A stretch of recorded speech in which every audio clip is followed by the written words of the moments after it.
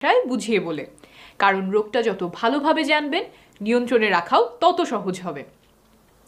আমাদের শরীরের রক্তনালীগুলো রাবারের মতো, প্রয়োজনে প্রসারিত ও সংকুচিত হতে পারে, কিন্তু এই রক্তনালী যদি শক্ত হয়ে যায় তখন প্রয়োজন মতো প্রসারিত হতে পারে না। রক্ত চলাচলে বাধা বেড়ে যায়, দেখা দেয় high blood pressure.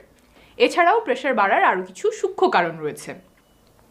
High blood pressure কিভাবে সৃষ্টি হয় জানলেন? এখন খুব সহজ করে বুঝিয়ে বলছি প্রেশার বেড়ে গেলে শরীরে কি কি সমস্যার সৃষ্টি হতে পারে। 1. উচ্চ রক্তচাপের ফলে রক্তনালীগুলো দুর্বল হয়ে যেতে পারে। রক্তনালীর দেয়াল পাতলা হয়ে বেলুনের মতো ফুলে ওঠে, সেটা হঠাৎ করে ছিঁড়ে যেতে পারে, তখন ব্রেইনে মারাত্মক রক্তক্ষরণ দেখা দেয়। একই সমস্যা পেটের রক্তনালীতেও হতে পারে। দ্বিতীয় যে সমস্যা হতে পারে সেটা হলো রক্তনালীতে চর্বি জমা।